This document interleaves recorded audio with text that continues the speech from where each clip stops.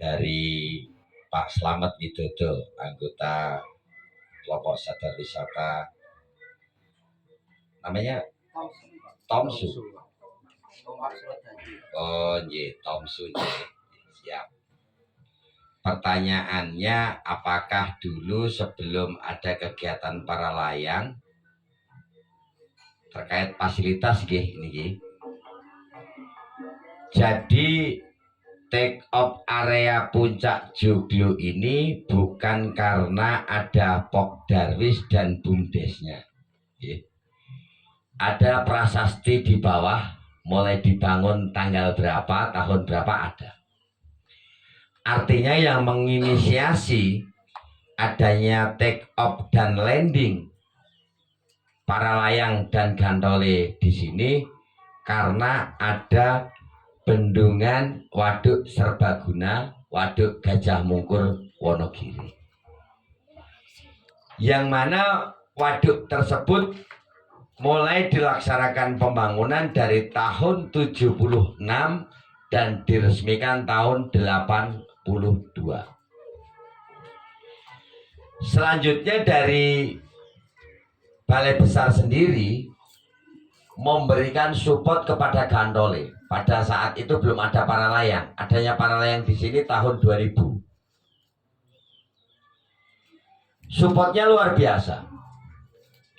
Agar objek Waduk Gajah Mungkur yang kala itu belum ada di bawah situ, dulu adanya di sebelah utara, Pantai Gading namanya dulu. Bagaimana sisi kerakyatan ekonomi yang ada di Wonogiri khususnya dari Balai Besar memberikan support kepada gantole. Dibuatkan akses jalan. Dulu nggak di sini Pak, di Watu Sene. Jadi kami mengelola 3 destinasi wisata, 4 sama Menara Pandang. Fasilitas infrastrukturnya difasilitasi oleh negara. Selanjutnya di sini agak semi mangkrak, bisa kita lihat seperti ini. Spesifikasi pembangunannya nggak spek. Selanjutnya lahir undang-undang desa kemarin, kami bermohon kepada senior-senior di Dirgantara. Mohon izin bagaimana itu kalau kami kelola. Oke, nggak apa-apa, orang itu juga punya negara kan gitu. Malah lebih bagus. Memang tujuannya untuk meningkatkan ekonomi kerakyatan yang ada di wilayah Desa Sendang, khususnya umumnya yang ada di Wonogiri.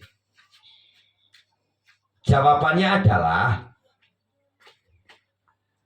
kegiatan-kegiatan ini difasilitasi oleh daerah, baik provinsi dan juga kabupaten. Beliau Pak Kades tadi nyambung, ini pertanyaannya nyambung dengan apa yang disampaikan beliau Pak Kades tadi. Mulai dari Waduk Gajah Mungkur sampai dengan sini jalannya halus ya ya. Kalau kita lihat seperti ini tidak terlepaskan dari kewenangan, hak dan tanggung jawab jabatan kepala desa. Kepala desa bukan suatu pegawai ataupun pengurus partai, bukan. Tetapi kepala desa kan pejabat politik. Bagaimana sinergisitas kepala desa ini dengan masyarakat? Sinergisitas dengan pemerintah kabupaten. Untuk itu, kepala desa sebelum menjabat kan mempunyai suatu impian dulu,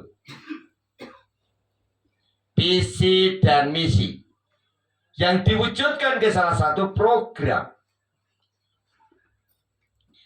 Dan di dalam penyusunan program yang namanya RPJMdes harus ada keselarasan program antara pemerintah kabupaten dan juga pemerintah nasional ataupun pemerintah pusat.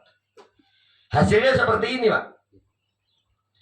Jadi pembangunan itu diawali dari perencanaan.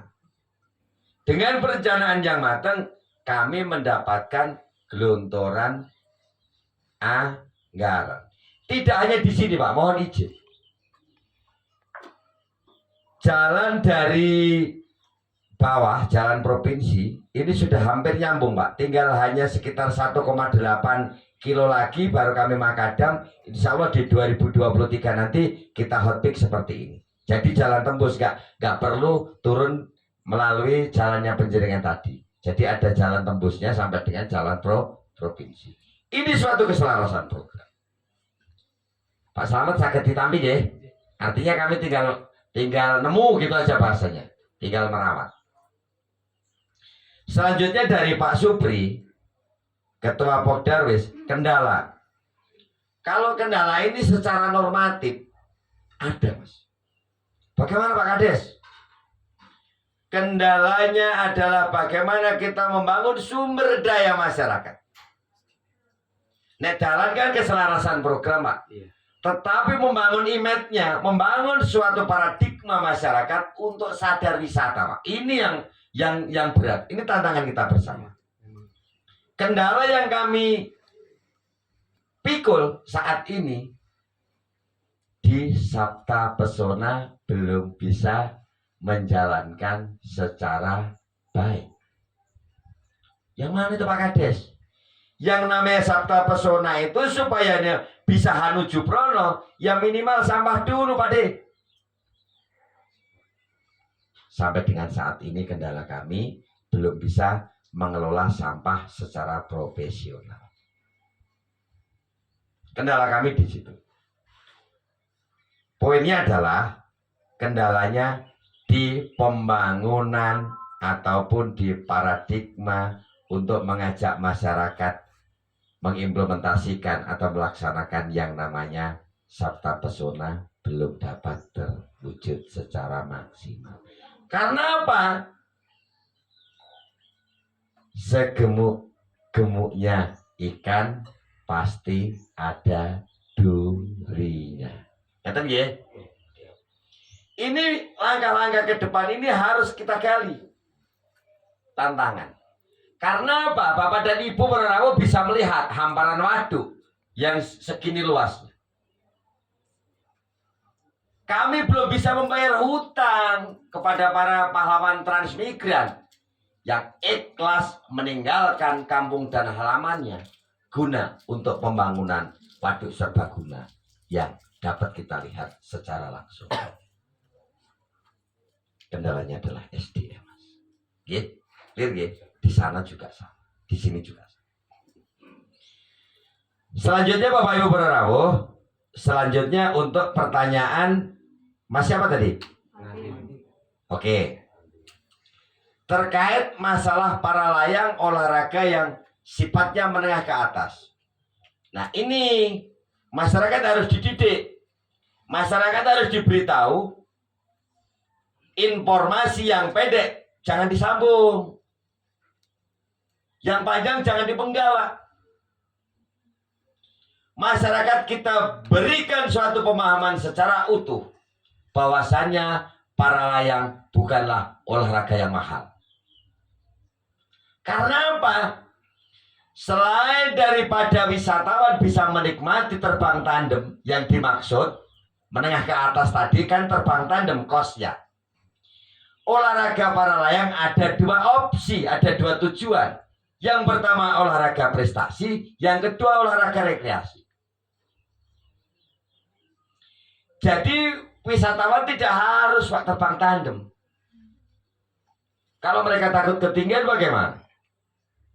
Tugasnya kelompok sadar wisata inilah menghibur kepada para wisatawan agar para layang ditaruh batangin nanti menjadi salah satu pionernya bagi calon pengunjung objek wisata yang ada di Desa Penjaringan.